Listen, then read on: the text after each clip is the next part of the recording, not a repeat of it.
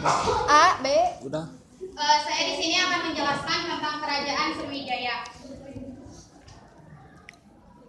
Letak Kerajaan Sriwijaya. Letak Kerajaan Sriwijaya itu berada di dekat Sungai Musi, Kota Palembang, Sumatera Selatan. Tetapi banyak yang berpendapat bahwa Kerajaan Sriwijaya itu ada yang di Jambi, Riau, Palembang, bahkan ada yang sampai di luar Indonesia. Tapi di sini saya menjelaskan bahwa Kerajaan Sriwijaya itu berada di Kota Palembang karena banyak yang berpendapat bahwa Kerajaan Sriwijaya ini berada di Kota Palembang. Peninggalan prasasti Kerajaan Sriwijaya. Sebenarnya banyak prasasti peninggalan Kerajaan Sriwijaya, tapi saya di sini mengambil 3 yang lebih menonjol dari Kerajaan Sriwijaya ini. Yang pertama, prasasti Kedutan Bukit. Prasasti Kedutan Bukit ini berangkat tahun 683 Masehi. Prasasti Kedutan Bukit ini ditemukan oleh Bankerbang tanggal 29 November tahun 1920. Isinya itu tentang perjalanan suci Depuntayang dari Minang Tambuan dengan membawa 20.000 personel. Ini itu ditulis menggunakan bahasa Melayu kuno dengan huruf Kalawa. Yang kedua, prasasti Talangkulo berangkat tahun 684 Masehi. Ditemukan oleh Louis Westerneng pada tanggal 17 November 1920. Sama ditulis menggunakan bahasa Melayu kuno dan huruf Pallawa. Isinya itu tentang pembangunan taman yang disebut Sri Setra.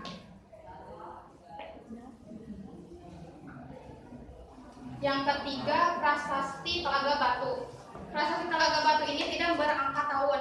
Isinya itu tentang kutukan-kutukan yang menakutkan bagi siapa saja yang melakukan kejahatan.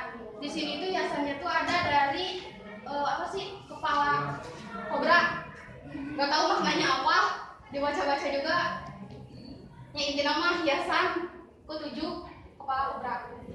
Sistem kepercayaan. Sriwijaya menjadi pusat agama Buddha Mahayana di seluruh wilayah Asia Tenggara. Mengapa bisa menjadi pusat agama Buddha? Karena diceritakan oleh ISNI bahwa banyak sekali pendeta dan pelajar yang datang ke Sriwijaya untuk belajar agama Buddha.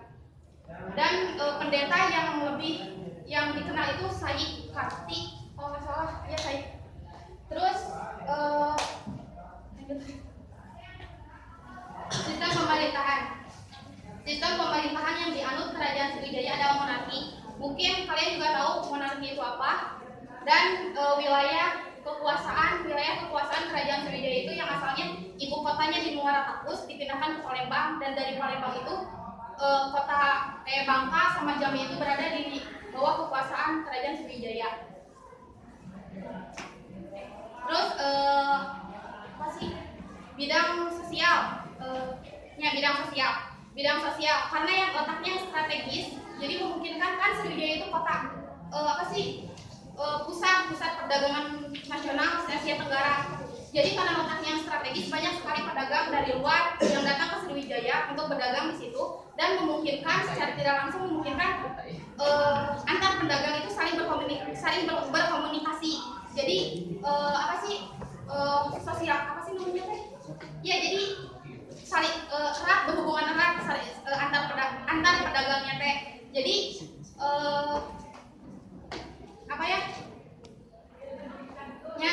inti nama, jadi si bidang sosial itu cukup baik antara pedagang teh. Terus yang selanjutnya sistem ekonomi. Pada awalnya kehidupan ekonomi masyarakat Sriwijaya itu bertumpu pada bidang pertanian. Tapi pertanian. Salah. Pada bidang pertanian, tetapi karena letaknya yang strategis, jadi yang asalnya dari bidang pertanian jadi ke perdagangan dan pelayaran. Terus pedagang Cina yang mau berangkat ke India juga bongkar muat di pelabuhan Sriwijaya ini. Jadi pelabuhan Sriwijaya ini itu menjadi pusat perdagangan se-Asia Tenggara. Contohnya itu Selat Malaka, Selat Sunda, terus selat apa lagi ya? Itu kan jadi ada di bawah pimpinan Sriwijaya sistem ekonomi.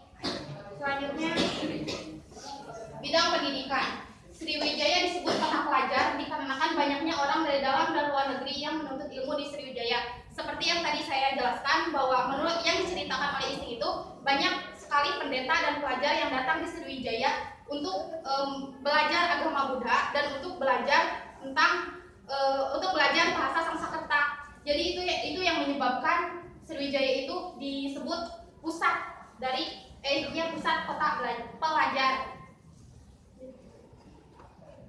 Bidang seni, bahasa, budaya, dan sastra. Yang pertama seni, kain songket, aneka makan. Tapi yang di seni saya juga masih bingung kenapa harus ada kain songket, aneka makanan.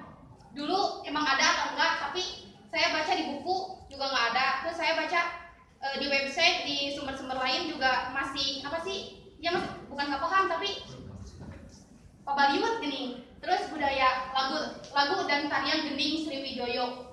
Bahasanya yang digunakan adalah bahasa Melayu, sastra prasasti.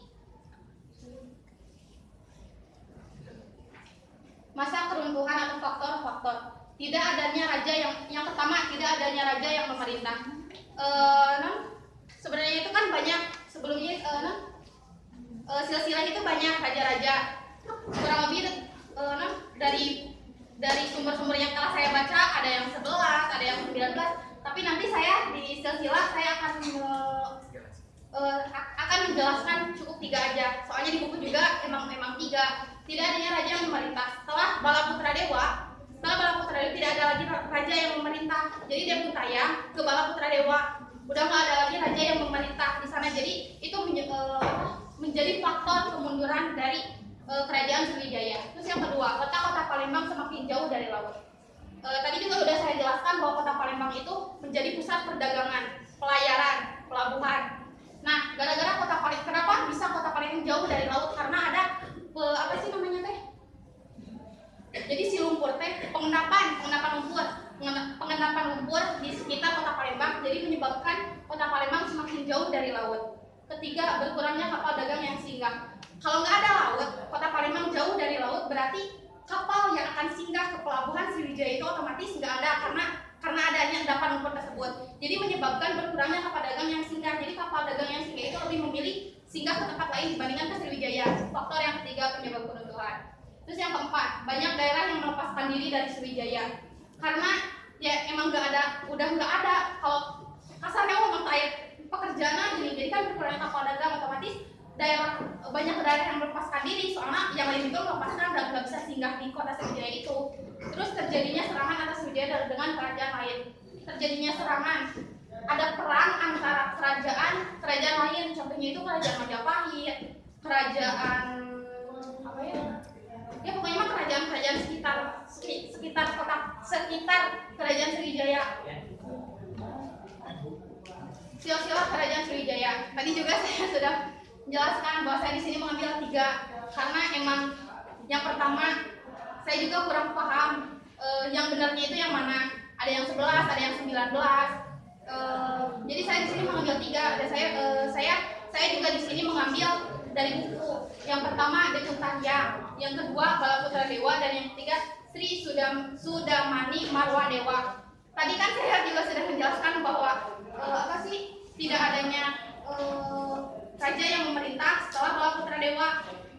Mungkin kalian bisa menambahkan atau kalian tahu kenapa kan ini raja ketiga teh Sri Sudamani Marwa Dewa, tapi kenapa setelah Balaputra Dewa kerajaan itu nggak ada lagi yang memerintah. Jadi saya juga bingung kenapa padahal raja yang ketiga itu Sri Sudamani Marwa Dewa, kenapa saya bisa tulis Balaputra Dewa, karena saya juga nggak tahu, mungkin kalian nanti di akhir bisa ada yang menambahkan atau apa. Terus masalah astronomi sama arsitektur, mohon maaf saya belum bisa menjelaskan kepada kalian. Saya juga nyari di buku, nyari di sumber-sumber lain, gak ada. Mungkin yang nanti menjelaskan kerajaan Sriwijaya yang lain, mungkin ada yang mau menambahkan atau ada yang tahu gitu. Saya juga ya udah nyari gitu, jadi gak ada. Mungkin itu yang dapat saya sampaikan, kurang lebihnya saya mohon maaf. Kalau ada yang mau bertanya silakan.